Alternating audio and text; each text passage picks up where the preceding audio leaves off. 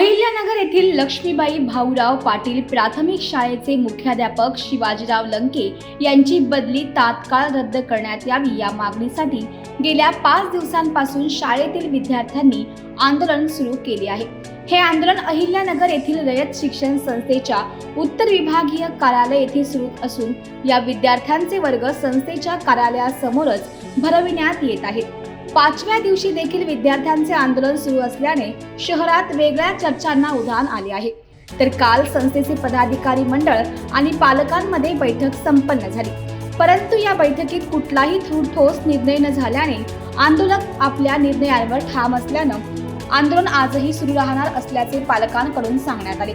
या आंदोलनाला आता पालक वर्गाचा तसेच विद्यार्थी, माजी विद्यार्थी व नागरिक यांचा मोठा पाठिंबा मिळू लागला आहे। आजही विद्यार्थ्यांनी हातात फलक घेऊन लंके सरांची बदली रद्द करा, आमचे लाडके शिक्षक परत द्या अशा घोषणांनी परिसर दणाणून टाकला। शाळेच्या इमारतीत पूर्णच शिकवणी बंद असून विद्यार्थी आंदोलन स्थळीच थांबले आहेत। त्यामुळे शाळेचे शैक्षणिक कामकाज ठप्प झाले आहे। कालची बैठक फिसकटल्याने आंदोलनाला तीव्र स्वरूप प्राप्त होण्याची शक्यता पालकांकडून व्यक्त केली गेली। त्यामुळे रयत शिक्षण संस्था यावर काय भूमिका घेते हे पाहणे औत्सुक्याचे ठरणार आहे।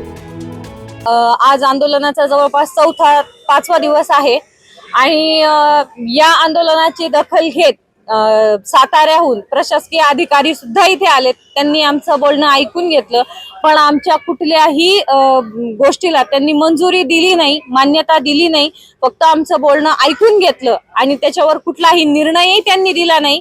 त्याच्यामुळे जे आंदोलन आज चालू आहे ते असंच पुढे चालू राहील। मुलं शाळेत 100% जी अनुपस्थिती आहे ती त्याचप्रमाणे राहील। मुलं शाळेत जाणार नाही आणि हे आंदोलनही याप्रमाणे चालू राहील। जी त्यांच्यासोबत जी बैठक झाली होती ती विस्कटली आहे, कारण कुठलाही निर्णय ते द्यायला तयार नाही आणि प्रत्येक गोष्टीच्या माघारची अपेक्षा त्यांनी फक्त पालकांकडून घेतलेली आहे। मला एकच प्रश्न आहे की आम्ही आमच्या मुलांच्या भवितव्यासोबत हेळसांड कशी काय करायची आणि माघार कशी काय घ्यायची। त्याच्यामुळे हे आंदोलन थांबणार नाही, हे या पद्धतीनेच चालू राहणार आहे।